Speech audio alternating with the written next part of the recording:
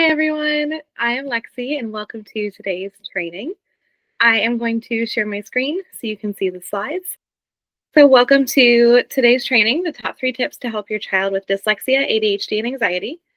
I'm so glad that you're here and I don't take it lightly that you're choosing to spend this time with me. Now it's time for me to put my teacher hat on and to ask you to stop multitasking. Close your tabs, put your phone in the other room if you have to, and really hone into what we're talking about here today. I have my own notes here to help keep me on track because my ADHD sometimes runs a little rampant. So I'm going to give you some tips to help you stay on track too during this presentation. So you're here because you want to help your child overcome challenges and boost their confidence. It's super important to block out as many distractions as you can. I literally will tape a stop sign to the door so my family doesn't come barging in during these. Because if you are juggling a million distractions, you're just going to overwhelm your mind even more. Give this time back to yourself and give yourself permission to kind of be here and be present. If you need something to do, you can try taking notes, you can doodle, you can color. I have ADHD myself, so I'm standing right now. That's another tip you can try. I'm going to move around a little bit. Like that's always something that you can do to help engage your muscles a little bit more, your core muscles, and it kind of tells your brain, hey, focus in on what we're doing here. It's so rare these days to give anything our undivided attention, but you're here for a reason, and I want you to get the most out of our time together today. So my promise to you is that by the end of this, you'll have actionable steps to build your child's confidence, increase their accuracy, and reduce stress for your entire family. Does that sound good? Then before we go any further, I want to introduce myself. Hi, I'm Lexi Lambert Soderberg. I'm an elementary teacher turned full-time tutor, and I'm the founder of Mrs. Lexi Kelly Tutoring, Barefoot and Burnout, and Teacher Transformers. I specialize in helping kids with ADHD, dyslexia, and anxiety. I support families like yours by providing assessments, IEP advocacy, and tutoring services tailored to your child's specific needs. I'm also a classroom educator certified Orton Gillingham practitioner through the AOGPE, which stands for the Academy of Orton Gillingham Practitioners and Educators, and I have helped over 250 kids learn how to read. 2 of those really important kids that I've helped are my stepdaughters, Sophia and Lucille. They mean a lot to me. They moved here in 2022 and have lived here during the school year, and then they visit their mom during breaks. And these methods that I'm about to talk to you about are backed by research and real-life success. When we talk about helping children with dyslexia, ADHD, anxiety, it's not just theory, it's not abstract strategies. We're talking about proven methods rooted in research and real-life success. These strategies have made all the difference for the students I've worked with professionally and personally, including both Sophia and Lucille. When Lucille moved into our home, she was in 3rd grade, and she was reading at a preschool level, a gap that left her frustrated, embarrassed, and unsure of herself. The hardest thing, I think, about having dyslexia is that their IQ is actually super high, but their test levels and their grades don't always reflect that because it's hard to accurately reflect what you know on the way that we test our students these days. So it was heartbreaking for her, and it's heartbreaking for so many children who really struggle to decode words and to comprehend the sentences and build their own confidence in their abilities. But here's the incredible part. By the end of her 5th grade school year, she was reading on grade level. She went in 2 years, 6 years of reading growth, which is like unheard of.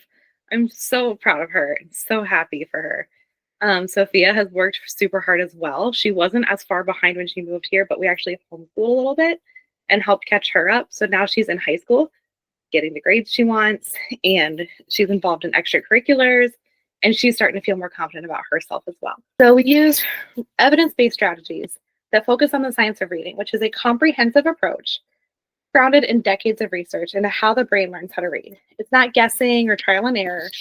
It's methods that actually work. So let's dive in to these 3 game-changing tips that can make all the difference for your child too.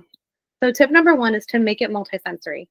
You can use scratch art, sand trays, games, highlighters, stickers, stamps, sticky notes, scented markers, all those different things. You can use them for spelling practice. Or you can incorporate movement like hopping on one foot while reciting math facts.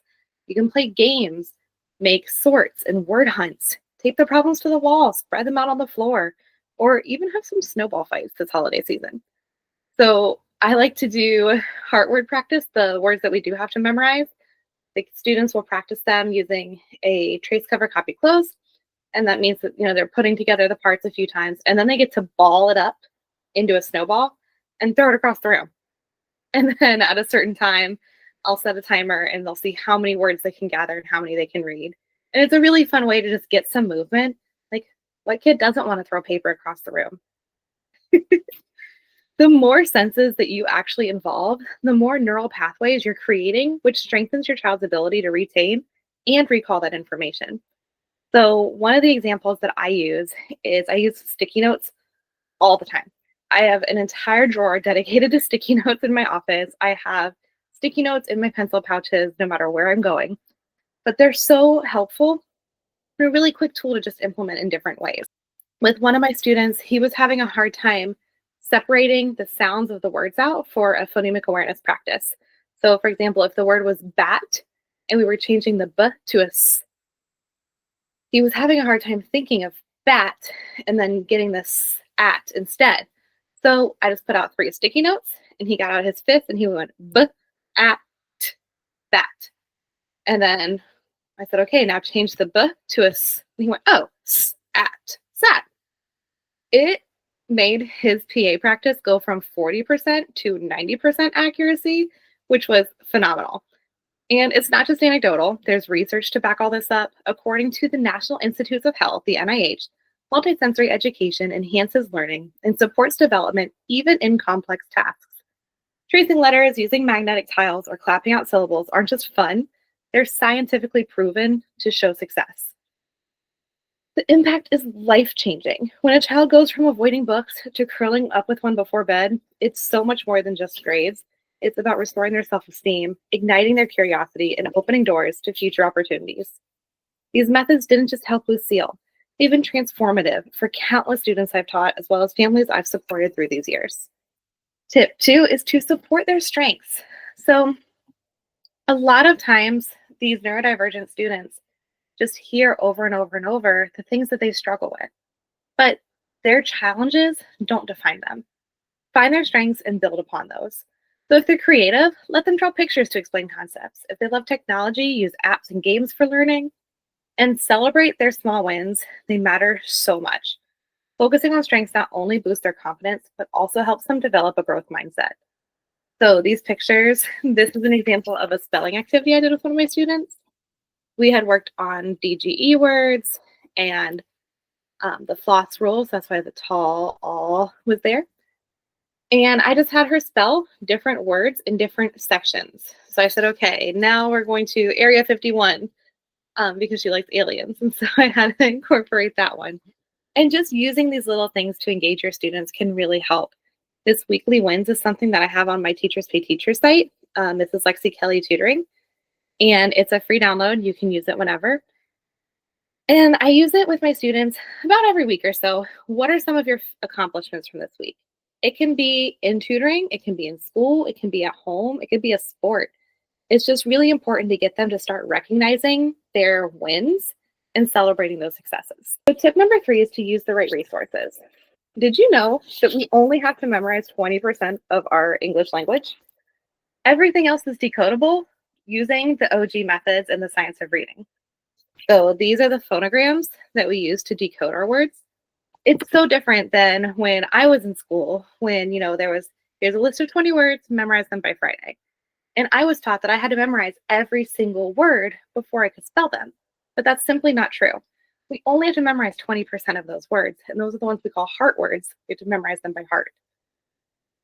So not all learning tools are created equal. The right resources, especially those grounded in the science of reading, can unlock incredible progress for your child. Reading involves so many layers: decoding, phonemic awareness, comprehension, working memory. And neurodivergent students often need specialized approaches to help bridge these gaps. You don't have to memorize all these lists of words. You just memorize the 20% of heart words that we have to explicitly teach, like the and of. It's a huge difference from memorizing all the words, and it reduces the mental load on these students that already struggle with their memory problems. If you want to learn more about the latest research, you can listen to the podcast Soul to Story. It's huge. It's eye-opening. And it changes your whole mindset about how reading education has evolved. And if you want more resources for kids with dyslexia, ADHD, and anxiety, I will post it in our Google Classroom. We're going to start some group tutoring soon. And in that Google Classroom, we will have the group tutoring link and also all the resources that you would need as a family. And you can use the same things that we use in our sessions to help that turnover so they can practice it in sessions and at home as well. These tips aren't just theories. They're tried and true methods that have worked for my students, for my stepdaughters, and for countless other children facing challenges with reading. With the right strategies, consistent effort, and tailored support, your child can experience breakthroughs that you never thought were possible. And I want to help work with you to help make that happen. I know you're probably feeling overwhelmed. That was a lot in a short amount of time. This is stuff that I have learned and processed and put together over years. So if you're overwhelmed, that's totally normal. You're trying all the things and you're not seeing the progress that you want. So I've created these solutions tailored to help families just like yours. So these 3 ways are the ways that I can help support you and your family. We can do assessments where we just log online. I'll evaluate your child's strengths and challenges and create a plan that works best for them. One of the assessments that I use tells you exactly how to use their strengths to overcome certain challenges that they have. It's awesome. And it really helps build up that confidence. I also can be an IEP advocate for you and your family. I can attend these IEP meetings with you. We can meet beforehand, we can meet afterwards, and we can communicate with teachers and administration and be all on the same page. A lot of times parents end up going to these IEP meetings and they are told, no, you can't do this. This is how it is. And then that's that. But instead, I want to be able to help you be able to advocate for your child and get the help that they need in school. And I also do one-on-one tutoring, and I also just started group sessions. So if you would like information on tutoring as well, you can book a consultation call with me, and we can figure out what is the best fit to help you and your family. So like I said earlier, join my free Facebook group. It's called Barefoot and Burnout Teachers to Tutors. There you can download my fluency tracker, which is guaranteed to help your child's accuracy increase. The way that I use that is that I pick a fluency story and I have the child read it 3 times. The first time, and I time them all 3 times, and I take note on it on the tracker and how many errors they made. The first time they read, it's going to be the longest and it's going to have the most errors. After that read, point out some of their errors to them and see what you can maybe work on with them. Like maybe they're skipping S's on the ends of words, or maybe they're saying who instead of how. That's a huge one that I see a lot. Or maybe they're skipping the words like the and of. Things like that happen a lot, and that decreases their accuracy when they're reading, right? So you take notes, explain it to them, have them do it the second and the third time, and their confidence grows because they see how much better they get.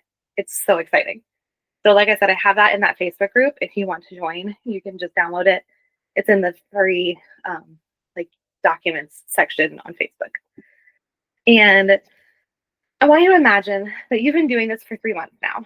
You're sitting with your child, they're reading a book, like sitting on the couch, they're smiling, and the daily struggle has become a thing of the past. If that's what you're really hoping for, let's make this happen together. I want to be able to help you. And the best way to do that is to book a consultation call with me and find out how we can best help you and your family. So like I said, these links are for a consultation call with me. It is just me on my cell phone calling you. I don't have a call center or anything, so I'm going to do my best to support you the best I can. And the reason that this is going to work for you is because it is based on the most recent education research and includes the support and the accountability that other methods don't.